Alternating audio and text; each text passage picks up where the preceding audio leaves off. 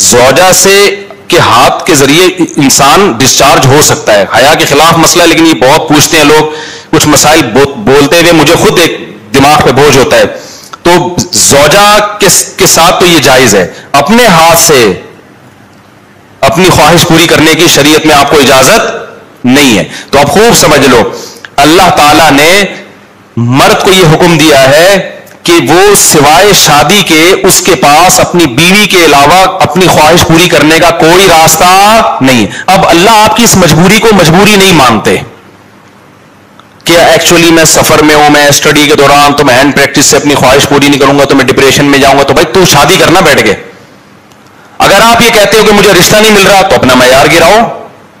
آپ بولو کہ میرے اسٹینڈرڈ کا نہیں مل رہا تو اسٹینڈرڈ کیا کرو، بولو نا کم کرو. آپ اللہ میاں کا یہ حکم ہے، اپنا اسٹینڈرڈ کیا کرو، آپ کم کرو. یہ بھی قرآن میں ہے، وَمَن لَّمْ يَسْتَطِعْ مِنكُمْ طَوْلًا أَن يَنكِحَ الْمُحْصَنَاتِ الْمُؤْمِنَاتِ فَمِمَّا مَلَكَتْ أَيْمَانُكُمْ. اللہ کہتے ہیں کوئی آزاد عورت شادی کے لیے خاندانی عورت نہیں مل رہی، کسی کی باندی سے شادی کر لو. عرب میں باندی کا لیول بہت کم ہوتا تھا.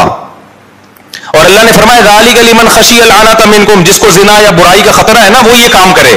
تو کیا مطلب اللہ کیا حکم دے رہے ہیں، اپنا اسٹینڈرڈ کیا کرو، بولو نا گرا دو. اور یہ اللہ نے مرد میں خواہش نفس مسلط اس لیے کی ہے کہ نہ چاہتے ہوئے بھی شادی کرے. یہ اس لیے نہیں کی ہے کہ ہاتھ سے فارغ ہو کر اپنے آپ کو ٹھنڈا کر لے اور شادی 10 سال کے لیے مؤخر کر لے. یہ تو مسلط کی گئی ہے کیونکہ شادی کو اسلام نے آپ پہ نہیں چھوڑا، فطرت نے آپ پہ نہیں چھوڑا.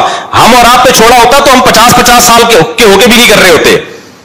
جو کام انسانیت کی بقا کے لیے ضروری تھا نا اللہ نے وہ ہمارے مشورے پہ، اللہ چاہتے ہیں کہ نسل بڑھے تو اس لیے یہ چیز اللہ نے مسلط کر دی ہے کہ لوگوں سے اللہ مشورہ نہیں لیں گے کہ ایکچولی آپ کو کرنی چاہیے کہ نہیں کرنی چاہیے.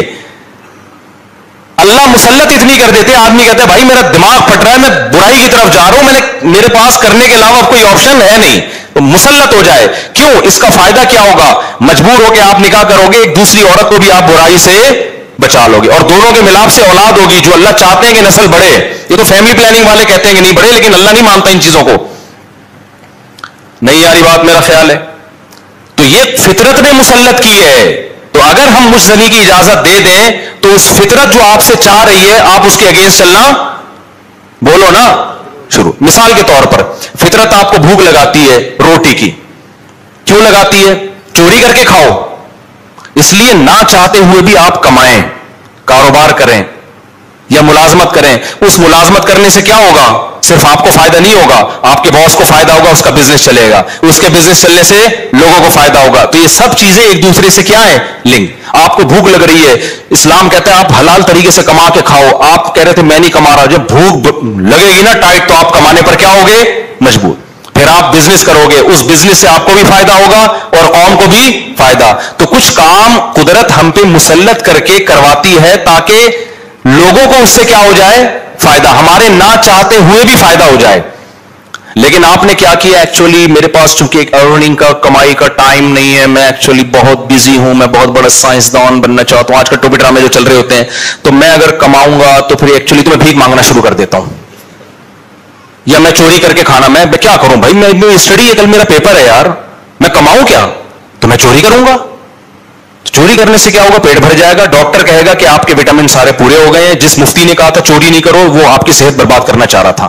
جیسے ڈاکٹر جو مزنی نہیں کرتے نا ان کو یہ کہتے ہیں مفتی لوگوں کے چکر میں نہیں پڑو، یہ تمہیں ڈپریشن کا مریض بنا دیں گے. کوئی بات نہیں، اپنے آپ کو ہاتھ سے فارغ کر لیا کرو، اس سے ڈپریشن کیا ہو جائے گی، ختم. او بھائی اس سے اس کی ڈپریشن ختم ہوگی، قوم کی ڈپریشن بڑھے گی، عورتوں کی ڈپریشن بڑھے گی. مرد ان سے شادیاں ٹائم پہ نہیں کریں گے، جیسے بڑھ رہی ہے ڈپریشن وہ بھی زنا کی طرف جائیں گے، وہ بھی ہاتھ سے، اور جو گند ہماری سوسائٹی میں پھیل رہا ہے نسل کی کمی کا ذریعہ